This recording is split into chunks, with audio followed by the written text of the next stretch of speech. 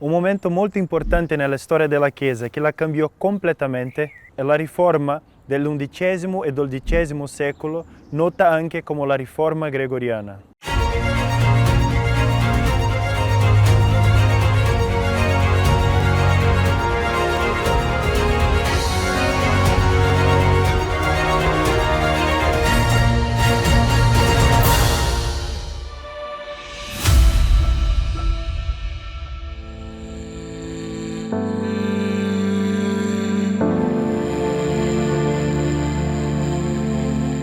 Nel bel mezzo della riforma scoppiò la lotta per le investiture. Questo conflitto era nato dal desiderio dei papi di ottenere la libertà per la Chiesa per le nomine ecclesiastiche.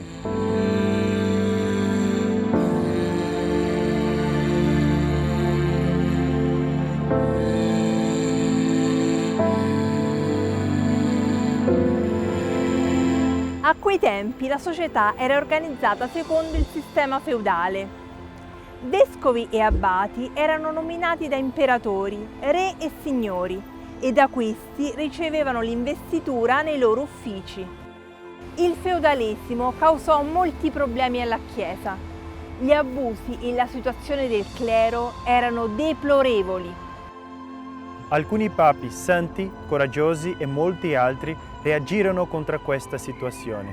Tra questi c'era il monaco Ildebrando di Suana, futuro Papa Gregorio VII.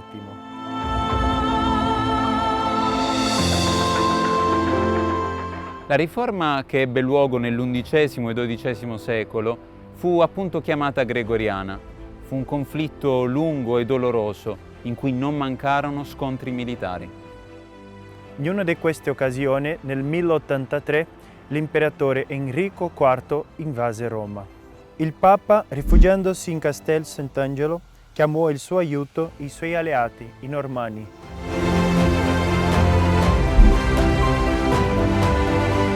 Fu un tragico errore. I Normanni liberarono il Papa, ma ad un prezzo altissimo, perché le truppe si scatenarono e compirono alcuni dei peggiori saccheggi nella storia di Roma.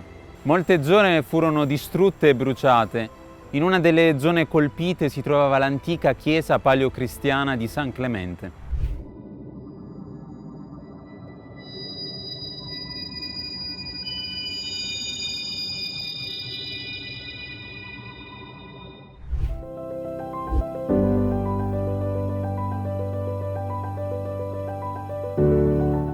El cardenal titular era un hombre de la total confianza de Gregorio VII, el futuro Papa Pascual II.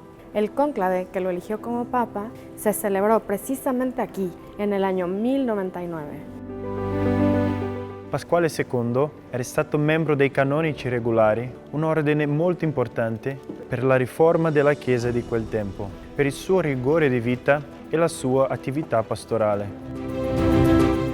Pascual II quiso demoler la antigua basílica y edificar una nueva, que entregó a los canónigos regulares.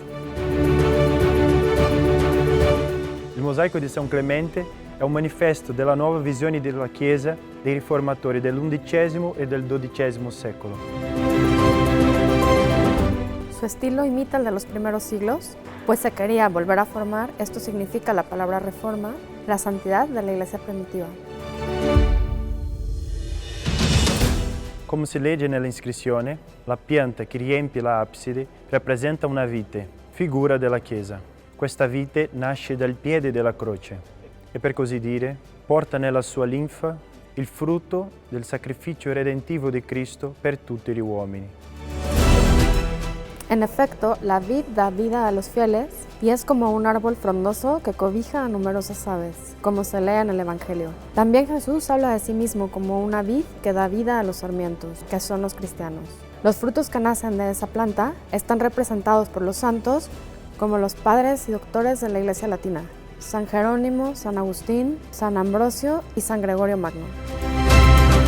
Ma vediamo anche monaci e religiosi e molti laici di ogni estrazione sociale. Il mosaico ti dice che tutte queste occupazioni sono unite a Cristo della Chiesa e sono occasioni di santità, tutto il contrario di una Chiesa che era sotto il controllo di imperatore e re per servire il loro desiderio politico.